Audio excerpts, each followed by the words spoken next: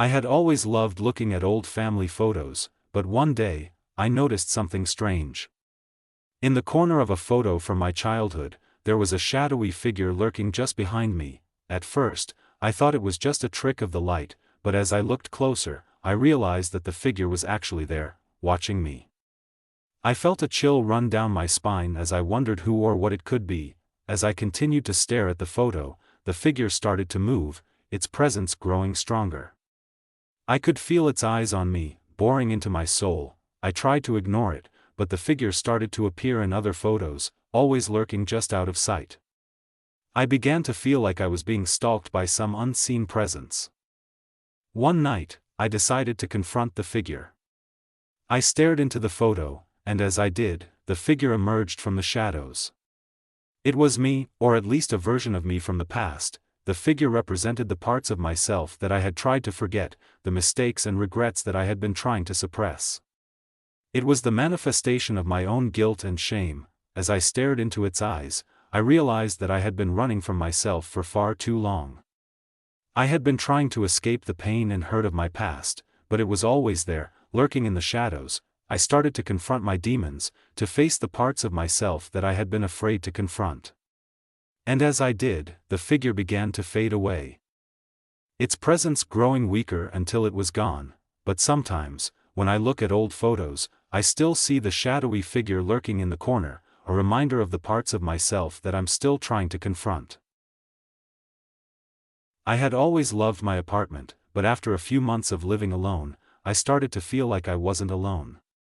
At first, it was just small things, a creaky floorboard, a faint whisper in the wind. But then, the voice started. It was soft and raspy, and it seemed to come from everywhere and nowhere at the same time. It would whisper my name, tell me I was worthless, and remind me of all my mistakes.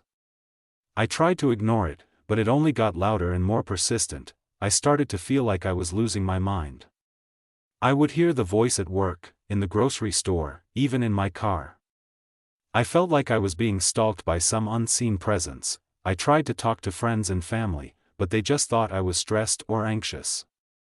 They didn't understand that the voice was real, and it was driving me mad. One night, I had had enough. I stood in my living room, screaming at the voice to leave me alone. And for a moment, it was silent. But then, it responded, "You'll never be rid of me," it hissed. "I am your deepest fears, your darkest thoughts. I am the voice in your head, and I will never leave." As I stared into the mirror, I couldn't shake the feeling that something was off. It wasn't just the dark circles under my eyes or the tangled mess of my hair. It was the sense that I was staring into the face of a stranger. I had been struggling with anxiety and depression for months, and it felt like I was losing myself in the process. The mirror seemed to reflect not just my physical appearance but also the darkness that had taken up residence in my mind. One night, as I was getting ready for bed, I noticed something moving in the mirror. At first, I thought it was just my imagination, but then I saw it again, a shadowy figure lurking just behind my reflection. I tried to ignore it. But the figure began to take on a life of its own. It would move closer and closer, its presence suffocating me. I felt like I was trapped in a never-ending nightmare. I started to avoid the mirror, but the figure followed me. I would see it in windows, in puddles of water, even in the shadows on my wall. I knew I had to confront it, but I was paralyzed with fear. The figure represented everything I was afraid of: failure, rejection, and the loss of myself. One night, I finally worked up the courage to face it. I stared into the mirror, and the figure emerged from the shadows. But as I looked into its eyes, I saw something unexpected, my own reflection staring back at me. The figure was me. Or at least a representation of my darkest fears and doubts.